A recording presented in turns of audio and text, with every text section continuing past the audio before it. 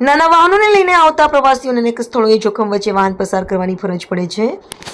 વરસાદી પાણીના કારણે રસ્તામાં પડેલા ખાડા અને તૂટેલા ગરનાળાઓ અકસ્માતને આમંત્રણ આપી રહ્યા છે. તેમ છતાં જવાબદાર તંત્ર દ્વારા જરૂરી સમારકામ કરવામાં આવતું ન હોવાથી સ્થાનિકોમાં ભારે રોષ જોવા મળી રહ્યો છે.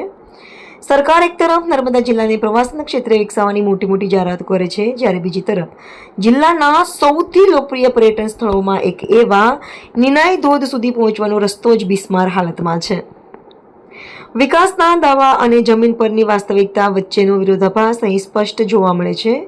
સ્થાનિકો અને પ્રવાસીઓએ તાત્કાલિક માર્ગનું સમારકામ, તૂટેલા ગરનાળાનું પુનઃનિર્માણ અને સુરક્ષિત વાહન વ્યવહાર માટે જરૂરી કામગીરી હાથ ધરવાની માંગ કરી છે. વિકાસના દાવા અને જમીન પરની વાસ્તવિકતા વચ્ચેનો વિરોધાભાસ અહીં સ્પષ્ટ જોવા મળે છે. સ્થાનિકો અને પ્રવાસીઓએ તાત્કાલિક માર્ગનું સમારકામ, તૂટેલા ગરનાળાનું પુનઃનિર્માણ અને સુરક્ષિત વાહન વ્યવહાર માટે જરૂરી કામગીરી હાથ ધરવાની માંગ કરી છે. જો સમયસરની કાર્યવાહી કરવામાં નહીં આવે તો પ્રવાસનને પણ મોટો ફટકો પડી શકે છે અને કોઈ ગંભીર અકસ્માત સર્જાય તો તેની સંપૂર્ણ જવાબદારી સંબંધિત તંત્રની રહેશે. રિપોર્ટર સર્જન વસાવા, દિલિયા.